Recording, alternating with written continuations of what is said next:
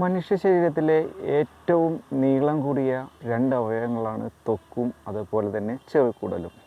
ഈ കുടലിൽ നിന്നുണ്ടാകുന്ന സർവ്വ രോഗങ്ങളിൽ നിന്നും ഒരു മുക്തി കിട്ടുന്ന ഒരു യോഗയാണ് ചലന പശ്ചിമോത്താനാസനം. എങ്ങനെ ചെയ്യണമെന്ന് നമുക്ക് നോക്കാം. അതിനായി കാലുകൾ നീട്ടി നിവർന്ന് കിടക്കാം. കൈകൾ നേരെ ബാക്കിലോട്ട് വലിച്ച് ടൈറ്റ് ചെയ്ത് പിടിക്കാം. ഇനി ശ്വാസം ഉള്ളിലോട്ട് വലിച്ച് ഹോൾഡ് ചെയ്ത് പിടിച്ച് നേരെ ഫ്രണ്ടിലോട്ട് വന്ന് കാൽ വിരലുമേ പിടിക്കാം. ഇനി ശ്രദ്ധിക്കേണ്ടത് തല നേരെ താഴത്തോട്ട് നീട്ടിപ്പിടിച്ച് അതിന് ശേഷം ശ്വാസം പൂർണ്ണമായും പുറത്തേക്ക് വിടാം. ഹോൾഡ് ചെയ്ത് പിടിച്ച ശ്വാസം പൂർണ്ണമായും പുറത്തേക്ക് വിടാം.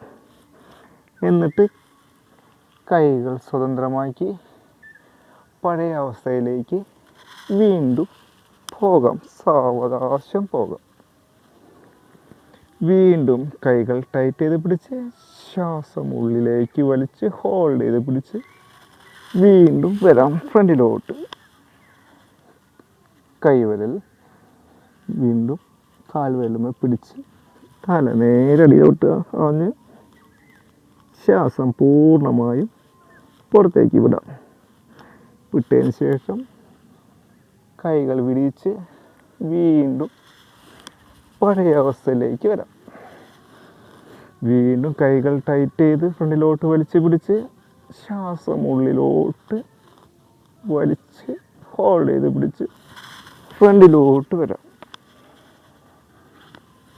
പഴയ രീതിയിൽ പിടിച്ചതിന് ശേഷം ശ്വാസം പൂർണ്ണമായും പുറത്തേക്ക് വിടാം. വീണ്ടും കൈകൾ വിടിച്ച് സ്വസ്ഥമായി വിശ്രമിക്കാം.